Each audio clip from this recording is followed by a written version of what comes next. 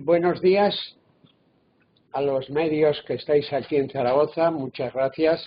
A los que están en Madrid y que está en Madrid el secretario general Fernando Herrero, economista, y una representación del equipo de abogados de servicios jurídicos de ADICAE.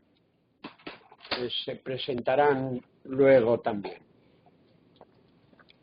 Muchas gracias también a los que nos siguen por streaming, que supongo que son bastantes en estos momentos y desde todas nuestras sedes de la red de ADICAE en toda España. Soy Manuel Pardos, para los que no me conozcan, presidente de la Asociación de Usuarios de Bancos, Cajas y Seguros, ADICAE. El motivo de esta comparecencia es claro. Primero, tratar de poner orden en la confusión generada en toda España ante los usuarios por declaraciones y por afirmaciones de abogados, supuestos especialistas en servicios financieros, asociaciones, en algún caso que son un camuflaje de algún negocio de abogados.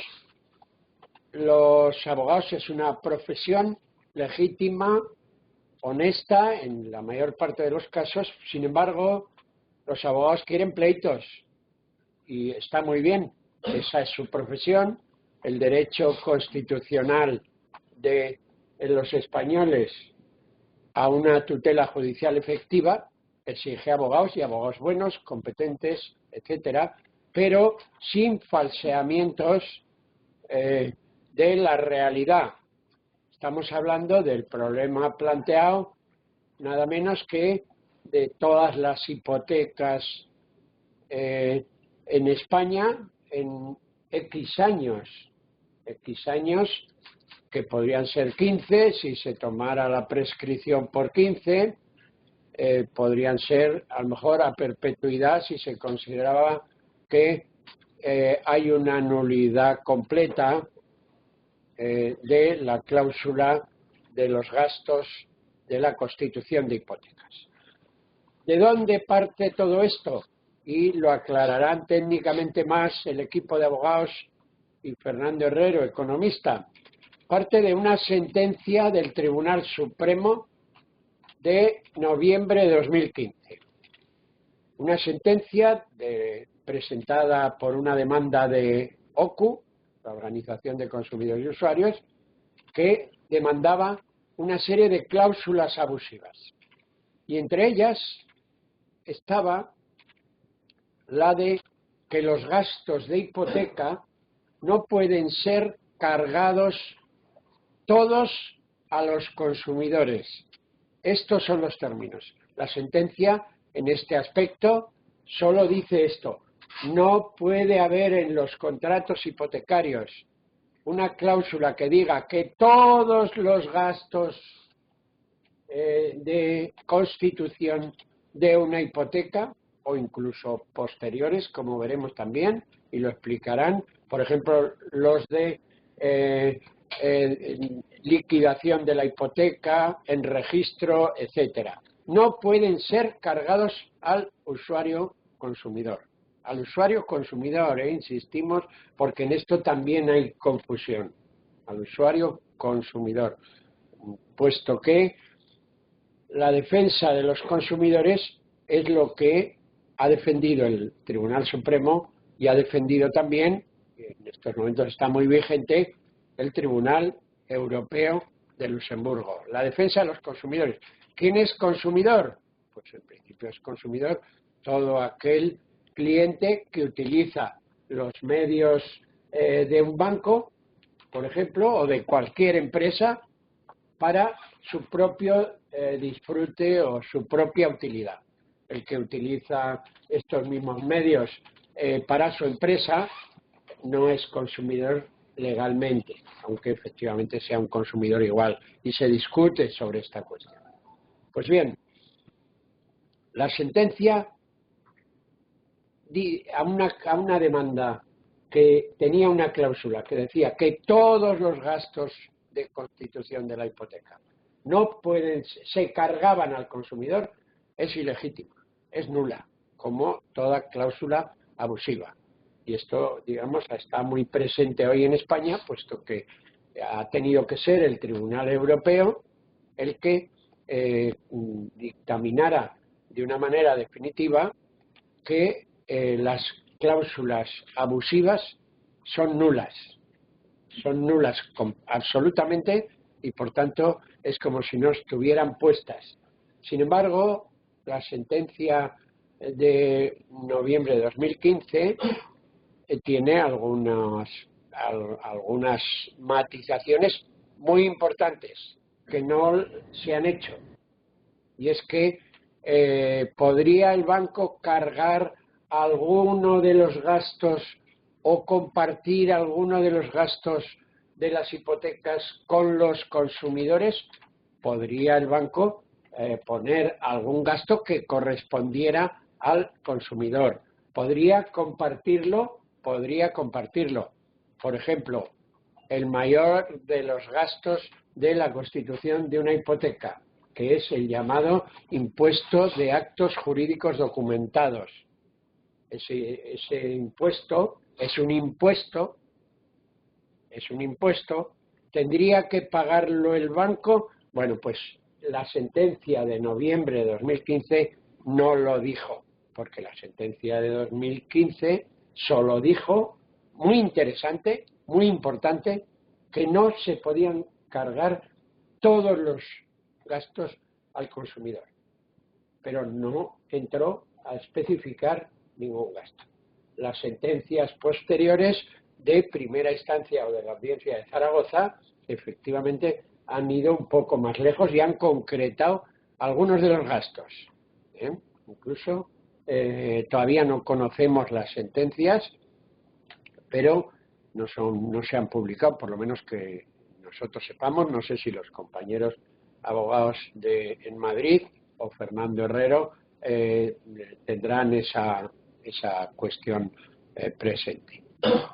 Por tanto, estamos ante un tema interesantísimo, ante una sentencia que continúa la línea iniciada por el Tribunal Europeo de Luxemburgo de una manera clara y rotunda con las hipotecas en general, con diversas cláusulas de la legislación hipotecaria española, de las cláusulas suelo, notoriamente. Una sentencia que estaría poniendo coto a los infinitos abusos de la banca española. Pero solamente eso, poniendo coto, diría yo. Poniendo coto, diciéndole a la banca española, a los tribunales ya por enésima vez, diciéndole: no podéis seguir haciendo lo que habéis hecho hasta ahora, durante muchos años, en los que se estaba poniendo en cuestión el Estado de Derecho para los consumidores.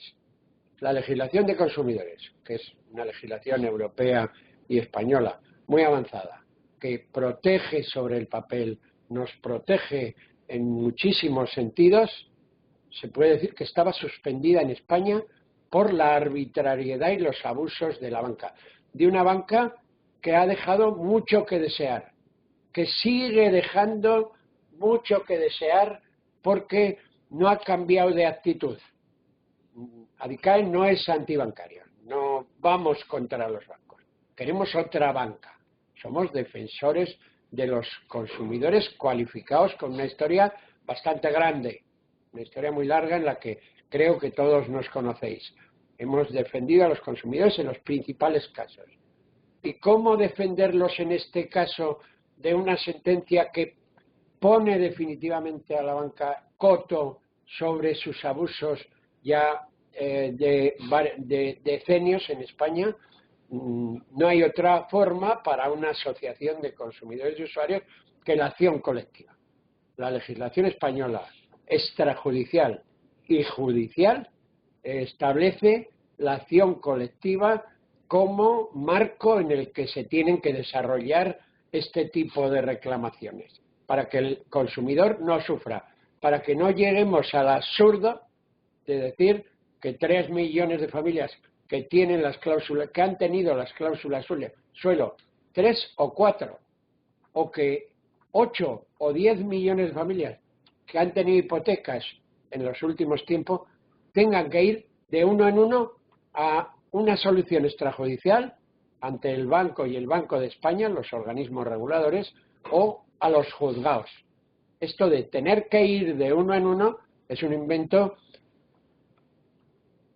yo diría legítimo, pues sí, legítimo de los abogados, pero absurdo como sistema judicial en España como defensa de los consumidores. Absurdo, completamente costoso en el caso de los gastos de la hipoteca, que constituirían un pequeño gasto, quiero decir, depende ahí de lo que cada uno lo piense, pero 1.000, 2.000 euros, puesto que el impuesto de actos jurídicos documentados seguramente lo discutirán, es un impuesto del cual hablarán los compañeros abogados, que en la ley correspondería al banco propiamente, pero en el reglamento de Hacienda constituye a los consumidores. ¿Cómo se discriminará este asunto? Bueno, ya lo veremos. En cualquiera de los casos serían 3.000 euros. No estamos ante el caso de las preferentes, de un fraude enorme al ahorro de 1,5 millones de familias. No estamos ni siquiera ante la cláusula suelo, que está muy claro. Por tanto, estamos ante un tema que es propio de las asociaciones de consumidores y usuarios, que estamos legitimados en la ley, en la práctica y en la experiencia para defender a todos los consumidores. Somos organizaciones representativas, las asociaciones de consumidores y usuarios, y por tanto son los que tenemos que hacerlo, y además sin ningún ánimo de lucro. Sin ningún ánimo de lucro.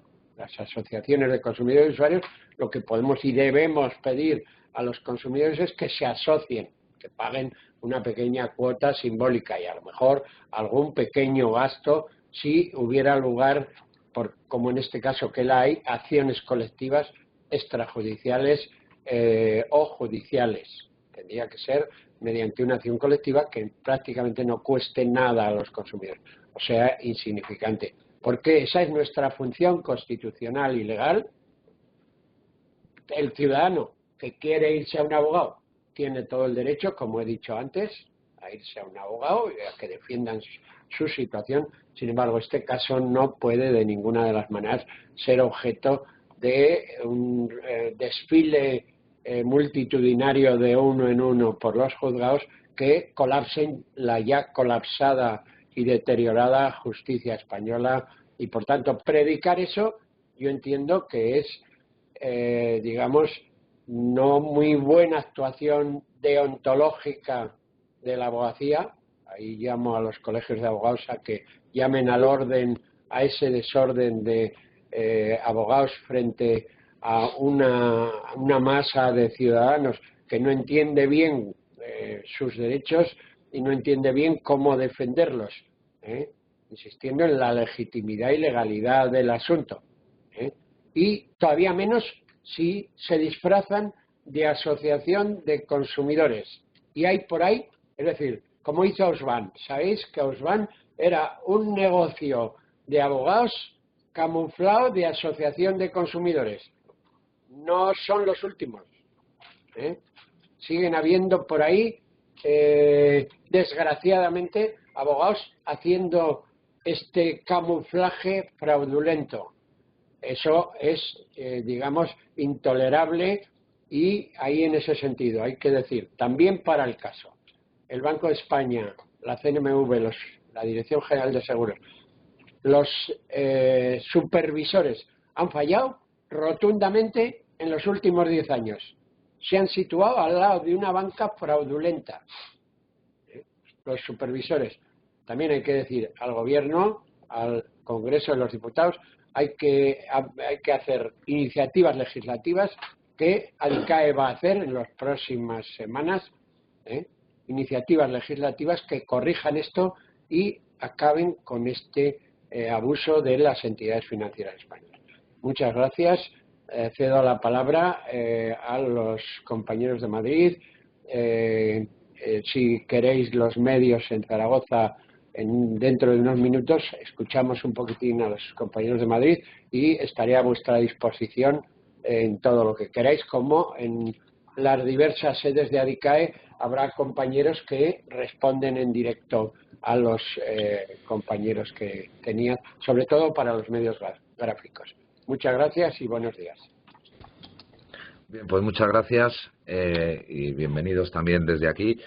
Soy Fernando Herrero, secretario general de ADICAE. Conmigo me acompañan hoy Francisco Javier Jiménez Chacón, a mi izquierda, miembro de los equipos jurídicos de la asociación, y Ana María Freile, también miembro de los equipos jurídicos de la asociación, que han estado y están, junto a otros compañeros, desde el primer momento analizando y estudiando esta cuestión. Me acompaña también Javier Blancas, responsable de gestión de los servicios jurídicos de la asociación. Yo no me voy a extender porque creo que el presidente ha marcado un poco el planteamiento general. Simplemente señalar, para dar paso a los compañeros letrados, que podrán dar mejor cuenta de algunos aspectos de detalle, de que es que estamos ante una demostración de lo que han sido años de abuso y años de permisividad, que ahora parece que hay una sucesión, una cascada de resoluciones judiciales, bueno, pues que son resoluciones judiciales que ponen de manifiesto esa lucha en la que ADICAE viene interviniendo desde hace años, y que, bueno, pues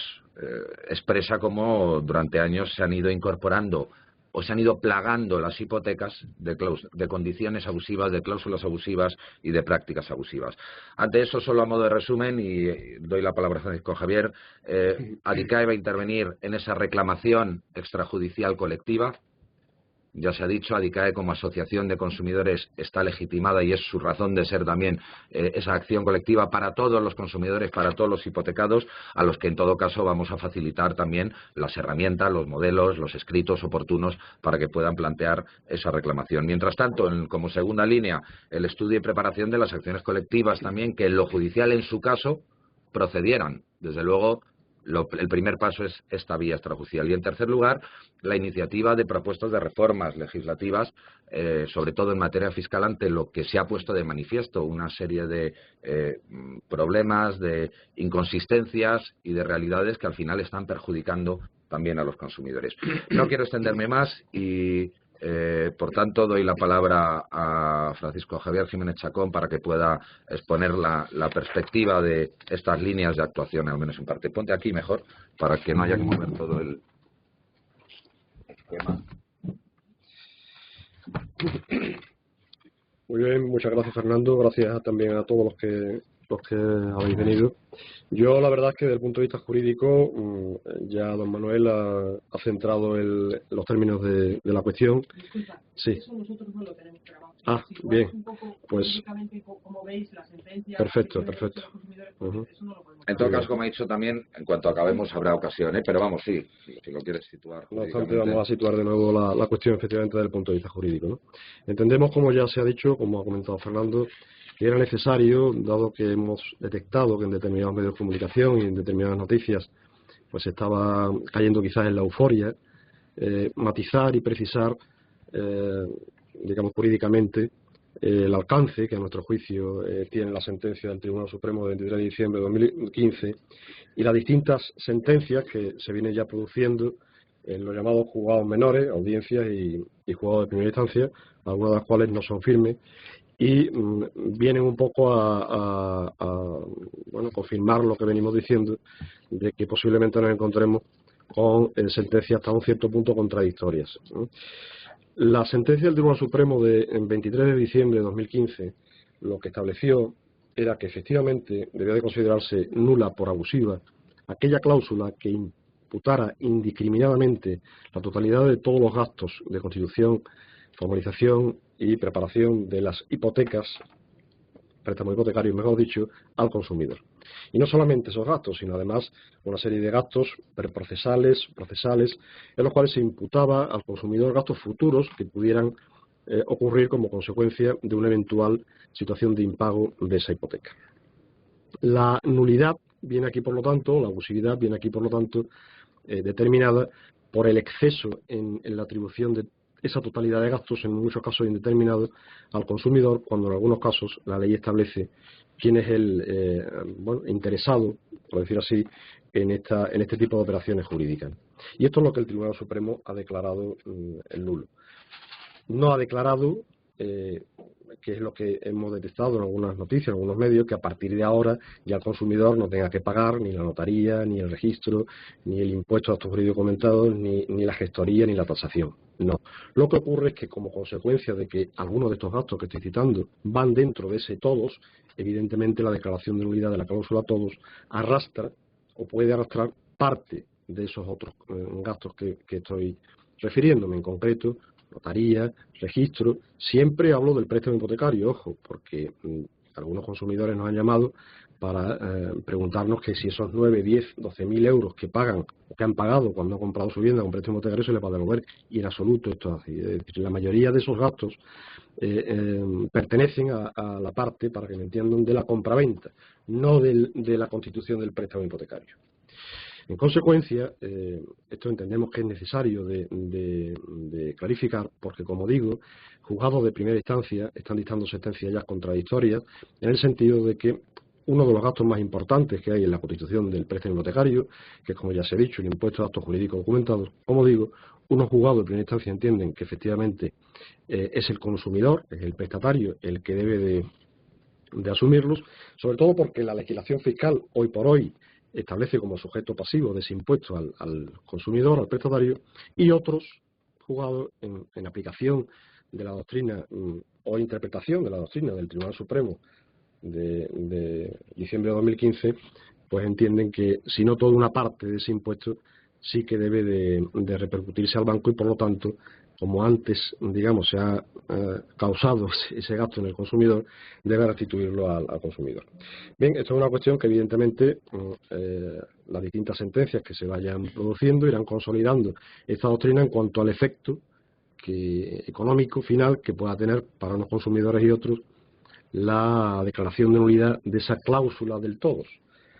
Por lo tanto, lo que sí queremos, sin ser pesimistas en absoluto, sino lanzar un mensaje de prudencia, pero a la vez de esperanza de que, evidentemente, como ya nos ha dicho Fernando, se siguen produciendo sentencias que, al igual que ha ocurrido con la cláusula suelo, vienen demostrando que la lucha que venimos manteniendo de la ADICAE, del equipo jurídico de la ADICAE, tiene sentido y tiene un fin. Y es que todas aquellas cláusulas que han sido predispuestas con carácter abusivo, provocando un desequilibrio importante en el consumidor, antes o después, finalmente, los tribunales la vienen tumbando, sea en sede nacional, a través del Tribunal Supremo, sea, como ha ocurrido recientemente con las cláusulas suelo, a través de las sentencias que nos vienen del Tribunal de Justicia Europeo. Y esto es lo que queríamos transmitir, básicamente, es decir, prudencia al consumidor, pero a la vez esperanza, y el que ADICAE y su equipo jurídico van a seguir trabajando para, en cada momento, ejercitar la acción, sea extrajudicial, sea judicial, que entendamos más oportuna a sus intereses. En este sentido, pues efectivamente ya hemos establecido, como bien ha dicho Fernando, una primera estrategia que ya venimos aplicando, desde luego, de seguir reclamando extrajudicialmente, tanto individualmente por cada consumidor como especialmente desde el punto de vista colectivo, todas estas situaciones a través del servicio de atención al cliente de cada una de las entidades bancarias y posteriormente el servicio de reclamaciones del Banco de España. Y en cuanto a posibles acciones judiciales que vayamos a ejercitar en el ámbito de la defensa colectiva, en su momento estableceremos cuál de las distintas variantes que la legislación a día de hoy nos ofrece podemos ejercitar que tenga una eficacia práctica para el conjunto de los consumidores. Como ya ha citado antes don Manuel, no se ha oído, yo lo comento, puede darse el caso de que, dado que, como he comentado, el acto jurídico comentado, el impuesto es el montante quizás al inicio de la hipoteca, que en materia de cuantificación económica más puede suponer, que en el caso de que no todo o solo una pequeña parte de ese impuesto sea lo que hubiera que restituir al consumidor, nos encontremos con situaciones en las que, bueno, pues a lo que se puede aspirar no sean unas cuantías muy importantes en determinados préstamos, 1.000, 2.000 euros, y esto quizás es lo que pueda justificar más el que, antes que pensar en la vía de reclamación individual, sea más conveniente la defensa colectiva, que en definitiva está en manos de los consumidores y de la propia organización de consumidores de ICAE. Y doy la palabra a mi compañera Ana María para que si acaso precise lo relativo al tema del impuesto, porque bueno, ella a nivel de fiscalidad está algo más versada que yo y quizás os pueda poner el punto adecuado. Muchas gracias. Cambiaros si queréis para que... Sí, digo, es que hay muchos micros y cambiarlos todos nos va a retrasar más que el cambio de silla. Es muy buena voz, ¿no? A ver, yo lo que ADICAE pretende... Ana María Freire, sí. Lo que ADICAE pretende es no crear falsas expectativas, por decirlo de alguna manera. Y digamos que la ley 705/2015 de 23 de diciembre, como ha dicho mi compañero, lo que dice que la prestamista no queda al margen de los tributos, porque a nosotros lo que nos preocupa es, efectivamente, compraventa e hipoteca son dos contratos vinculados pero diferentes y por lo tanto se puede desglosar su pago imputando a cada titular lo que le corresponda. Entonces, no es que quede el prestatario exento del pago de la totalidad de los gastos, sino que tendría, si se anula la cláusula, que entendemos que es nula de pleno derecho, de nulidad radical por su imposición, por su falta de negociación, que es lo que viene a decir el Tribunal Supremo, que se imputa todos los gastos sin ser negociados. Lo que sí es cierto es que digamos, las expectativas prácticas a futuro no son tan, a lo mejor, abultadas como muchas personas pueden llegar a creer hasta que no cambiemos la normativa fiscal. La normativa fiscal lo que dice es que el préstamo tributa como préstamo y la hipoteca tributa como hipoteca, por decirlo de alguna manera. El concepto préstamo se le imputa por la ley del impuesto de transmisiones patrimoniales y actos jurídicos documentados, se le imputa al sujeto pasivo adquirente del bien de derecho. El derecho de hipoteca le correspondería a la prestamista, el derecho de préstamo le correspondería al prestatario. Hasta ahí todo perfecto. Pero lo que ocurre aquí es que mediante una vuelta de tuerca, lo que se hace con el reglamento que desarrolla esta ley es dejar exenta de de tributación a la hipoteca que va simultánea a un préstamo o que su constitución se prevé que sea para la formalización de una compraventa posterior, o de una garantización posterior por la compra de una vivienda. Cuando existe esa simultaneidad o unidad de acto, lo que hace la agencia tributaria es decir que deja exenta a la entidad bancaria, no pasa esto entre particulares, y que tendría que pagar ese impuesto por transmisiones patrimoniales y lo devuelve al consumidor incrementando lo que le correspondería pagar, que sí le corresponde pagar según la normativa una parte del impuesto de transmisiones patrimoniales, que sería sujeta solo al capital del préstamo, pero por esa vía de vuelta que hace Hacienda en su artículo 25 del reglamento, lo que dice es que solo tributa al préstamo.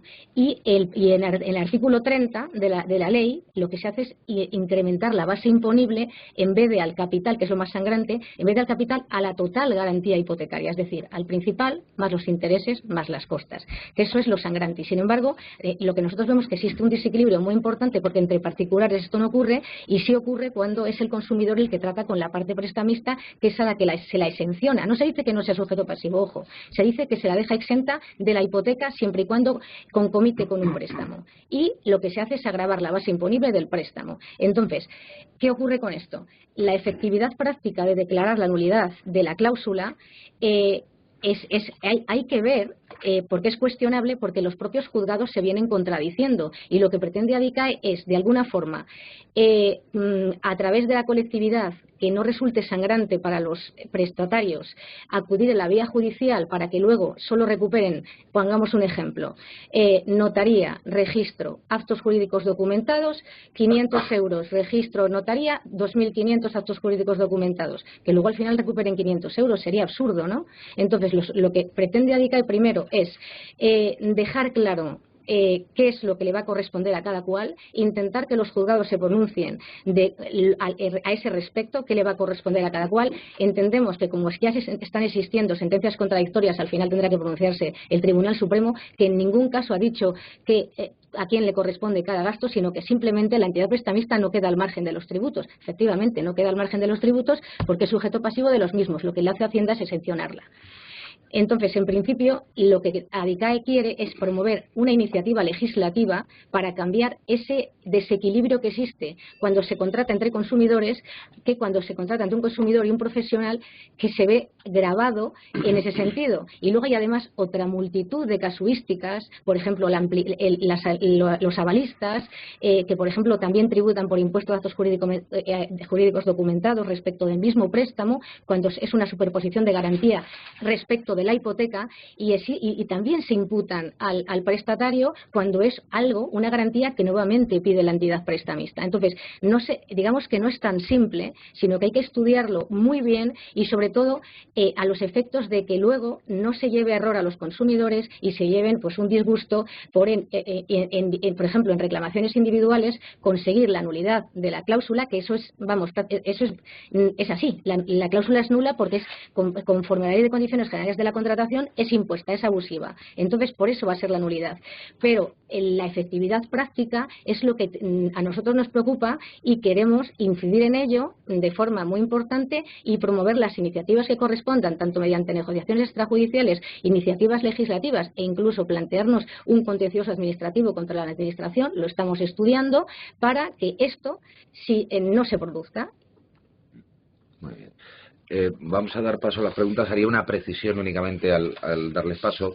Se ha hablado mucho del interés de ADICAE en clarificar el panorama para los propios hipotecados, es decir, frente a una confusión, una cierta confusión que puede generarse, el aclararlo. Pero matizo y preciso, sean las cantidades que les correspondieran a cada hipotecado, mayores o menores, son unas cantidades detraídas abusivamente, y es en ese sentido en el que aunque hagamos esa precisión o ese matiz de, bueno, vamos a clarificar bien la realidad, que los consumidores tengan claro cuál es el alcance o la complejidad del problema, también tenemos claro que vamos a poner todas las herramientas, y en ese sentido son las iniciativas que hoy presentamos, para que los consumidores puedan ejercer sus legítimos derechos, se les reconozcan y se les apliquen esos legítimos derechos, y si se les han aplicado cantidades indebidamente, sean mayores, sean menores, con impuesto, sin impuesto, les sean resarcidas por completo. Y sin más, supongo que quizás hay alguna cuestión, pregunta. ¿Podrías aclararnos exactamente, según esa sentencia, qué consideráis vosotros que se puede reclamar, de los distintos gastos? Porque estamos hablando de una demanda colectiva y estáis diciendo que los consumidores no piensen que esto va a ser... Sí, bueno, digamos, no. ¿Qué creéis vosotros, por esas sentencias contradictorias, ¿no? ¿Qué creéis vosotros que podrían ellos en tribunales al final conseguir... que sea abusiva y por tanto reclamarlo? Bueno, la cuestión, como se está viendo, es más compleja de lo que aparentemente las primeras informaciones apuntaban, pero no obstante creo que Javier podrá aclarar, porque ya no es tanto una interpretación que haga ADICAE, salvo en la cuestión del impuesto, que es donde estamos planteando la necesidad de reformas legislativas. En el resto de cuestiones hay ya una atribución legal de a quién corresponde cada gasto. Entonces supongo que Javier o Ana María pueden aclararoslo con detalle, a quién corresponde el notario de la hipoteca, de la formalización de la hipoteca, a quién corresponde el registro. Todos los gastos derivados del préstamo le corresponden al prestatario. Todos los gastos derivados de la hipoteca le corresponderían a la prestamista. Es más, la gestoría, por ejemplo, suele ser impuesta por la prestamista precisamente porque necesita que se inscriba la hipoteca para poder hacer efectivo su derecho. Una hipoteca que no se inscribe en el registro de la propiedad no existe. Entonces, muchas veces obligan a los prestatarios a que sea la gestoría la que se encargue de registrar primero lo que es la compraventa, la transmisión del inmueble, y obligan a que lo haga una gestora para garantizarse que se inscriba el título inicial de adquisición y posteriormente la hipoteca, que va simultánea pero un protocolo posterior que grava ese inmueble. Entonces, el gasto de gestoría, nosotros entendemos que al no permitir que sea el prestatario el que pueda libremente ir al registro a inscribir sus títulos, debería serle, y eso bueno será susceptible de matizaciones, pero nosotros creemos que incluso en su totalidad debería ser repercutido a la entidad prestamista, con independencia que exista el concepto de, digamos, facturado por la gestoría de inscripción del título que le debería corresponder al prestatario, pero al ser una, digamos, una imposición, pues que cargue digamos, con el hecho de haber predispuesto eso y privar de la posibilidad de hacerlo y sin ningún gasto al consumidor. Estaríamos hablando, como digo, de todos los gastos, por como estamos hablando de que son contratos distintos, todos los contratos que conciernen al préstamo, prestatario, todos los contratos que conciernen a la hipoteca, a la entidad prestamista. Y eso en las facturas de los notarios y de los registradores se debe desglosar, se debería desglosar e imputar a cada uno cada cual. Y el impuesto de transmisiones, o sea, en cuanto al impuesto de actos jurídicos documentados, lo que nosotros decimos es que lo que no, o sea, hoy por hoy, para nosotros habría que cambiar la ley de plano, para empezar. Pero hoy por hoy sí se podría recuperar una parte del impuesto, entendemos. Algunos juzgados incluso están diciendo que sí, otros están diciendo que no. Entonces, nosotros lo que no queremos es arriesgarnos y queremos plantear a lo mejor algún tipo de consulta para precisamente que no haya estimaciones sin costas y que luego les corresponda a los consumidores pagar si hacen acciones individuales que desaconsejamos, porque luego a lo mejor recuperan 500 euros para tener que pagar en costas más dinero. Entonces, en principio, el impuesto del préstamo le correspondería al prestatario, pero lo que bajo ningún concepto le debería corresponder es ese aumento de gravamen de la cuota tributaria por la total garantía hipotecaria que por vía de vuelta le viene de la hipoteca. Eso a nosotros nos parece aberrante aunque lo dice la ley. Entonces, entendemos que es preceptivo un cambio legislativo y vamos a apostar por él, pero desde luego partimos de que hay que reclamar lo más para conseguir lo menos. Entenderíamos que hay que ir a por el todo y ya decidirán los tribunales, siendo demandas agrupadas, como digamos, la cuantificación, la podemos cuantificar como indeterminada para que no se perjudique a los consumidores. Los consumidores que vayan, digamos, amparados por una asociación van por escasa cuota de asociación, van a conseguir sus propósitos sin verse agravados. Pero nosotros lo que vamos a solicitar es el todo para luego conseguirlo. Hay que pedirlo más para conseguirlo menos. No sé si Javier quiere aclarar algo. Sí, puntualizar un poco en relación a lo que dice mi compañera Ana María y por poner un ejemplo que van a entender todos ustedes seguro. Venimos de un episodio, de una situación relativa a la cláusula suelo, vuelvo, donde una cosa es lo que los equipos jurídicos desde el primer momento hemos estado defendiendo, que es la nulidad de la cláusula suelo y la restitución íntegra de todo lo pagado de más, y otra cosa lo que han venido diciendo los tribunales a veces de forma contradictoria. Lo que queremos decir es que una cosa es lo que entendamos, efectivamente, con esta doctrina del Tribunal Supremo se abre la puerta a poder conseguir la restitución de todos los gastos que se consideran incluidos dentro de esa cláusula, incluido también la totalidad incluso de actos jurídicos comentados, o por lo menos una buena parte, pero la realidad es que todavía, a nuestro juicio, esa doctrina no está consolidada y hay discrepancias en los tribunales, precisamente además amparados en una legislación que a nuestro juicio es, bueno, no sé si llamar abusiva, pero evidentemente hace repercutir o hace situar al prestatario como sujeto pasivo de una operación que a nuestro juicio debería de soportar un impuesto que debería de soportar el banco. Pero eso es así, y como es así, debemos decirlo, lo que no significa que no vayamos a luchar contra eso. ¿Cómo entendemos que debemos de luchar? Pues a través de un cambio de la legislación que impida esa diferencia doctrinal entre las distintas sentencias que vienen habiendo. Y la sentencia del Tribunal Supremo abre la puerta a esa posibilidad. Porque además, la sentencia del Tribunal Supremo del 23 de diciembre de 2015, la Sala Primera o Civil, viene como a modificar de alguna manera un criterio doctrinal que venía establecido por la Sala Tercera de la propia Sala del Tribunal Supremo, de la Contencioso Administrativo, en esta materia. Es decir, que ha declarado, o que declaró en su día, en el año 2006, que efectivamente el sujeto pasivo del impuesto a actos jurídicos documentados, en la préstamo hipotecario o los préstamos con garantía real es el prestatario porque lo dice la ley, ni más ni menos. Entonces, de eso es de lo que se trata. Es decir, de una cosa es lo que entendamos y vamos a luchar contra ellos por todos los medios que haya, tanto de iniciativa legislativa como acciones colectivas y, si es necesario, pues individuales, jurídicas contra la cuestión. Y otra cosa es lo que venimos a decir aquí, que es lo que hay a día de hoy para que el consumidor, vuelvo a decir, no tenga unas expectativas que después pues, resulten frustradas, como en algún caso puede haber venido ocurrido, vuelvo a decir, con la cláusula suelo. De todas maneras, que se está hablando de lo judicial, yo creo que también quiero destacar que un poco lo que estamos instrumentando también es el aumento de la presión por parte de los consumidores sobre una banca que ha estado aplicando unas condiciones ahora declaradas abusivas durante años. El aumento de la presión, me refiero a las vías de actuación extrajudicial, que creemos que ante lo flagrante del asunto, más allá de su complejidad y de los detalles jurídicos y técnicos, hace necesario que la banca en este caso tampoco emplace a los consumidores a tener que reclamar sus legítimos derechos uno a uno en los tribunales. Pero en fin, era matiz. Creo que hay otra cuestión que intentaremos ser concisos ahora en la respuesta para permitir el máximo número de cuestiones.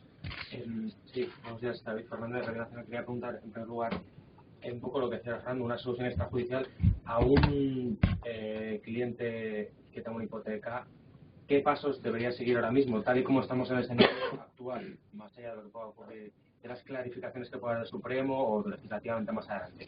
Hoy por hoy, ¿cuáles serían los pasos que debería seguir? Y luego, un poco diciendo la pregunta de todos esos gastos imputables, los que estén claros que sí que creen que puede reclamar ya un consumidor. Bien, los pasos que entendemos que debe dar en todo caso el consumidor es reclamar extrajudicialmente, en primera instancia, al servicio de atención al cliente de la entidad bancaria concreta, bien sea él individualmente, bien sea dirigiéndose a ADICAE, a cualquiera de nuestras sedes, donde le facilitaremos el modelo que hemos homologado para que en toda España podamos realizar esta primera reclamación. La entidad bancaria dispone de un plazo de 2 meses, como posiblemente sepan todos, para contestar a esa reclamación, y una vez transcurridos los 2 meses queda expedita la reclamación al servicio de reclamaciones del Banco de España, que igualmente dispone de un plazo de 4 meses para contestar. Esos son los pasos iniciales que nosotros recomendamos que en todos los casos, sea cual sea la situación en la que pueda encontrarse, porque la casuística efectivamente es enorme, puede un consumidor dirigirse, además de que en las sedes de ADICAE le clarificaremos según qué cláusula y según qué entidad bancaria, pues qué gastos puede aspirar en un momento determinado a recuperar o a restituir. A la pregunta de en qué digamos hay consenso, por decir así, entre los tribunales o entre las sentencias que se han dictado hasta la fecha, bueno, pues básicamente los de notaría y registro de la constitución del préstamo hipotecario, parece que todos los tribunales coinciden en que efectivamente, en base a esa declaración previa de nulidad de la cláusula del todos al consumidor, estarían o deberían ser soportados por la entidad bancaria y por lo tanto, si el consumidor lo ha abonado, deberían ser restituidos. También lo de gestoría, parece que hay consenso, donde, como hemos comentado al principio, parece que hay más controversia en la imputación o no del impuesto de actos jurídicos documentados. Y hay otros muchos gastos que efectivamente se producen o se pueden producir a lo largo de la hipoteca, de los que apenas se está hablando y que yo he hecho referencia en mi primera intervención, que son los preprocesales, los procesales, cuando se pueda producir el impago de una cuota de préstamo, el banco normalmente suele hacer repercutir el coste de los propios letrados y procuradores que intervengan en el procedimiento de ejecución hipotecaria. Bueno, pues todo eso también la sentencia del Supremo ha dejado claro que está tasado en la ley y efectivamente así no se puede repercutir al consumidor. Básicamente son esos los gastos a los que podría aspirar de alguna manera el consumidor a conseguir su restitución. Yo, como complemento a la referencia a los pasos a dar por cualquier afectado, está claro reclamar, yo creo que lo ha señalado bien Francisco Javier, reclamar independientemente de sus circunstancias, en la medida en que tenga esa cláusula o se haya producido esa atribución abusiva de gastos, pero además de la reclamación concreta, específica, para la cual evidentemente va a tener ese formulario, lo que ADICAE les va a invitar a todos los consumidores y va a poner a su disposición la posibilidad de adherirse a la reclamación extrajudicial colectiva que la propia asociación, tal y como prevé la norma, va a plantear ante las entidades, en primer lugar, y ante el Banco de España como organismo supervisor. Es decir, una doble vía partiendo del carácter generalizado, masivo y colectivo también del problema.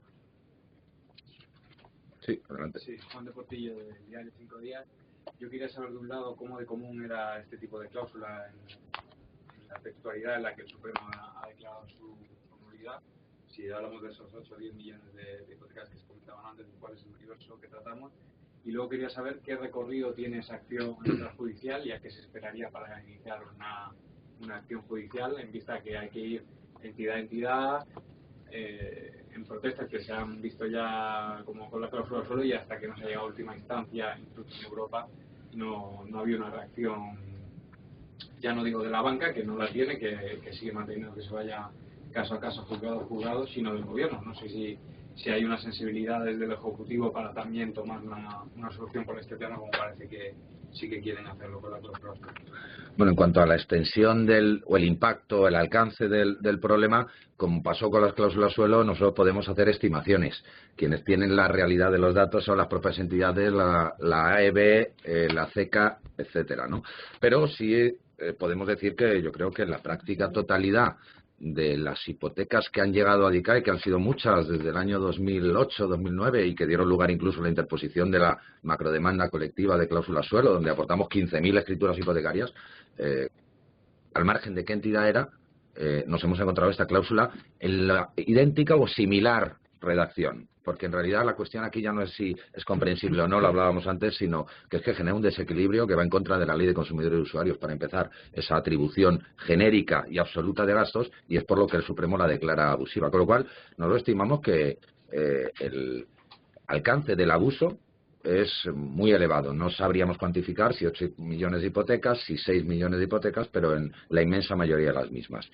En cuanto a la perspectiva o expectativa o el recorrido de esas acciones extrajudiciales colectivas, bueno, lo que queremos es ver, lo primero, cómo reacciona la banca. La banca puede reaccionar ante una entrevista en un medio de comunicación o lanzar una información a la prensa buscando un objetivo, pero cuando tenga que responder a una reclamación extrajudicial específica, determinada, concreta, será cuando veamos su verdadera posición. A la vista de esa posición y también de cuál sea la perspectiva que nos ofrezca el propio Banco de España como supervisor, será cuando la asociación planteará la continuidad de esa acción o el traslado a otras acciones de otro tipo, bien sea en lo judicial, bien sea las reformas oportunas, etcétera. Y la última, que si el Gobierno hace algún tipo de iniciativa para hacer una solución como cláusula suelo, así en global. Bueno, si hubiera una solución a impulso del Gobierno y de los grupos parlamentarios que fuera satisfactoria, razonable y respetuosa con los derechos de los consumidores, pues evidentemente ADICAE, que está apostando por no judicializar la vida y la economía de los consumidores, no tendríamos ninguna objeción, al revés. Lo que sucede es que todavía no hemos visto la realidad práctica del planteamiento que hay en el caso equivalente, en el de las cláusulas suelo. Esa va a ser una primera piedra de toque de cuál es la perspectiva efectiva de esa solución, mecanismo extrajudicial de solución de un problema que efectivamente en las cláusulas suelos ha sido muy zanjado ya. En este caso, el carácter de la nulidad de esa cláusula es muy evidente, muy patente y sentenciado por el Supremo también. Es decir, que se trataría más bien de la cuestión de cómo aplicar ambas cosas. En fin, a día de hoy no nos podemos plantear todavía que el Gobierno o los grupos parlamentarios estén en posición y en disposición de abordar una iniciativa de este tipo a la vista de lo que hemos visto en cláusula suelo, pero sería bienvenida cualquier reacción efectiva, como digo, no solo de apariencias, sino de realidades, que contara desde luego con los consumidores como principal agente implicado en este problema. Soy María José López de Noticias 4. Quería preguntarme si hay alguna novedad respecto a esto que habéis hablado ahora de la aplicación de la medida de las cláusulas suelo. ¿Si hay algún contacto más? ¿Tenéis alguna noticia de cómo se va a llevar a cabo? No, todavía de si va para el 13 de enero algún mecanismo que se apruebe en el Consejo de Ministros o no, parece que va, pero desde luego no tenemos ninguna noticia añadida, más de lo que ya supimos en su momento de un borrador de Real Decreto que desde luego era sumamente insatisfactorio por muchos motivos y por muchos extremos, ¿no? Pero bueno, no se aprobó, con lo cual ahora estamos un poco pendientes de ver cuál es el planteamiento, aunque nos choque y nos llame la atención que las asociaciones de consumidores, que como ADICAE hemos impulsado con intensidad desde el primer momento la reacción al abuso de las cláusulas suelo, pues no hayamos sido contactadas por el Gobierno, por Economía, ni por nadie, ¿no? Pero bueno, en realidad ahí nos hemos planteado una intervención a nivel de Parlamento, hemos hablado con los diferentes grupos parlamentarios y sí esperamos que haya la presión suficiente, la intervención suficiente. Mañana mismo habrá asambleas de afectados por cláusula suelo también coordinadas en toda España, mañana martes 10 de enero por la tarde.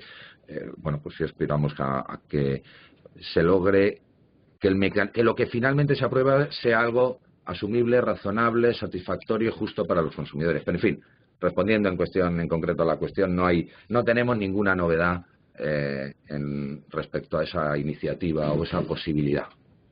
Y luego, respecto a todos los gastos que nos ocupan ahora de formalización de las hipotecas, ¿hay alguna proporcionalidad? O sea, ¿se podría cuantificar para una hipoteca de una cantidad determinada cuánto supondrían estos gastos? ¿Es imposible? Lo digo por si podríamos poner un ejemplo, por ejemplo, para una hipoteca de 120.000, ¿cuánto supondrían los gastos de registro, de notaría, todas estas cosas? No sé si se puede hacer o no. Sí, se puede hacer simulaciones en aproximadamente sobre una hipoteca de 150.000 euros, pero claro, depende de la comunidad autónoma, porque el impuesto a actos jurídicos documentados depende del porcentaje que aplique cada comunidad, pero los gastos de notaría y registro van por arancel. Entonces, en principio, los aranceles, el ejemplo que yo ponía, en una hipoteca a lo mejor de 150.000 euros te estás encontrando con que notaría y registro suman 500 euros entre las dos y el resto se refiere al impuesto, hasta 3.000 euros, por ejemplo, los 2.500 euros restantes. Entonces, interesa, por eso, clarificar la vía del impuesto, porque es el monto más importante de la reclamación. ¿Qué cantidad le correspondería del impuesto al prestatario y qué cantidad debería no serle imputada por vía de regreso de la exención injusta que se hace a la prestamista? ¿Alguna cuestión más? Por orientar o puntualizar, decir que las sentencias de los juzgados de primera instancia que hasta el momento han cuantificado lo que habría que devolverle al consumidor, por ejemplo, el juzgado de primera instancia de Granollers y de Pontevedra, si la memoria no falla, uno de ellos han sido 3.300 euros al consumidor y otro 2.700 y pico. Efectivamente, y además son los datos que se vienen dando en la mayoría de los medios de comunicación, para una hipoteca de 150.000 euros, la media podría estar en torno a unos 3.000 euros si contabilizáramos notaría, registro y actos jurídicos documentados del impuesto. Pero ello puede variar 1.500 euros arriba, 1.500 euros abajo en la comunidad autónoma que nos encontremos. Por ejemplo, en Madrid el impuesto de actos jurídicos documentados es el 0,75% y en Andalucía el 1,5%, el doble. Pero vuelvo a insistir, lo más importante a la hora de cuantificar no es el porcentaje, sino qué conceptos, efectivamente, el consumidor podría aspirar a recuperar. Y como he dicho antes, pues vamos a intentar que sean todos los que van dentro de ese todo, pero a día de hoy no podemos afirmarlo ni podemos asegurarlo porque estaríamos faltando a la verdad, de alguna manera, con respecto a las sentencias que vienen habiendo. Hasta que no se consolide esa doctrina y se interpreten los efectos que tiene la declaración de nulidad de esa cláusula que ha declarado abusiva y nula el Tribunal Supremo, resulta aventurado a mi juicio hablar de cifras y de cantidades, pero bueno, por ahí van los tiros. Por último, la cuestión de la prescripción de la que hablaba Manuel Pardo, si podían aclarar un poco qué va. Es otro tema controvertido, por cuanto que, en fin, nosotros entendemos, yo particularmente entiendo, como ha comentado mi compañera, este tipo de acciones van por la vía de la nulidad radical, en cuanto que ejercitamos una acción contemplada en la Ley de Condiciones Generales de Contratación, en concreto el artículo 8, y no por la vía del vicio de consentimiento, con lo cual entendemos que la acción sería imprescriptible, más que la acción, la declaración de nulidad. No obstante, en peor de los casos, de forma subsidiaria, serían de aplicación a nuestro juicio los plazos de prescripción de las acciones personales que establece el Código Civil, antes 15 años, desde la reforma 5 años. En cualquier caso, por un criterio de prudencia, y que además por ahí se está dando un plazo de 4 años desde el ejercicio desde el dictado de la sentencia de 2015, efectivamente, nosotros entendemos que es conveniente, si se puede, que el consumidor no se duerma y reclame cuanto antes, y si es posible, dentro de los 4 años en que se ocasionó el gasto. Si no es posible ello, dentro de los 4 años desde que se canceló el préstamo, en el caso de que se hubiera cancelado o amortizado ya, y en cualquier caso dentro del plazo de 4 años desde el dictado de la sentencia de 2015, es decir, antes del 23 de diciembre de 2019. En cualquier caso, ya digo que el Código Civil establece que en los casos en los que se haya iniciado la prescripción de la acción, finalizará esa prescripción o se podrán ejecutar antes del 7 de octubre de 2020, Pero vuelvo a insistir, nuestro criterio mayoritario y además el que mayoritariamente defiende en estos casos la jurisprudencia es que este tipo de declaraciones de nulidad radical son imprescriptibles y por lo tanto que ningún consumidor que piense que porque han pasado ya 4 años desde que ha cancelado el préstamo no puede reclamar los gastos, deje de reclamar porque entendemos que hay viabilidad.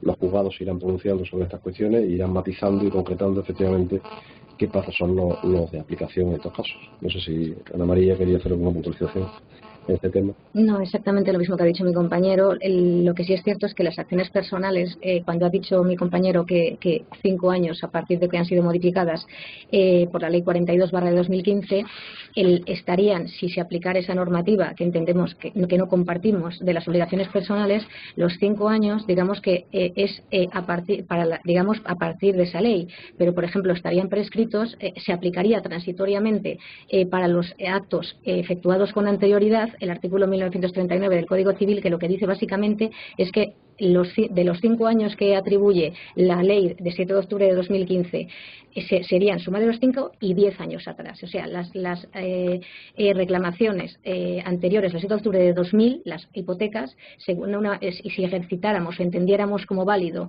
el plazo de prescripción de las acciones personales que nosotros no compartimos, pues sería eso, estarían prescritas las anteriores una cosa, no digo las que se hayan firmado en esa fecha, digo las que se hubieran dejado de pagar o se hubieran cancelado en esa fecha.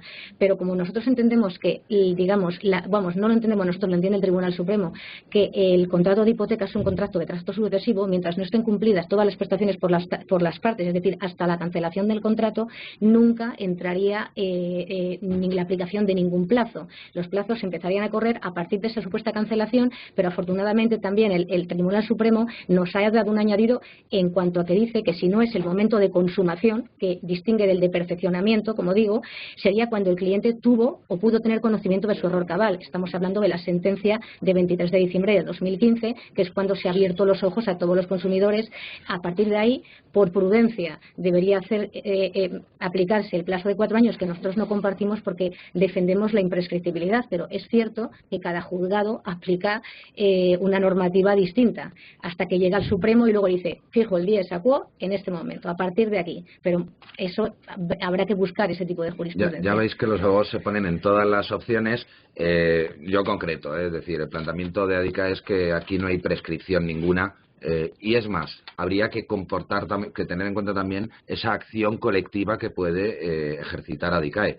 Es decir, aquí ha sido el BBVA objeto de una sentencia, de un pronunciamiento expreso. Otras entidades no han sido todavía objeto de un pronunciamiento expreso, aunque todos tenemos claro que entidades tienen esas cláusulas con esa redacción. Quiero decir que ahí también hay un elemento de refuerzo de los derechos de los consumidores en materia de plazos, el papel que juguemos asociaciones como ADICAE en el ejercicio de las atribuciones que la ley nos confiere. Pero bueno, yo creo que es una cláusula que es nula por generar un desequilibrio. En ese sentido señalan que hay nulidad radical y que no entendemos que haya prescripción. Tampoco entendemos que vaya a haber una masa de consumidores que vaya a reclamar dentro de 12 años, sino que más bien en realidad lo que está planteando ADICAE es la reacción en este momento para empujar una solución en este momento. Con lo cual, las cuestiones de la prescripción son elementos que pueden tener más interés desde el punto de vista exclusivamente jurídico para despachos de abogados que, bueno, pues aspiran a la llevanza de procedimientos de este tipo, pero para el conjunto del problema no es el elemento determinante, aunque, bueno, está bien, lo preguntáis y damos nuestra visión al respecto. Nada más, pues muchas gracias y aquí nos tenéis para esta cuestión en la que seguiremos un poco trasladando cómo se concretan y se van desarrollando algunas de las iniciativas ahora apuntadas.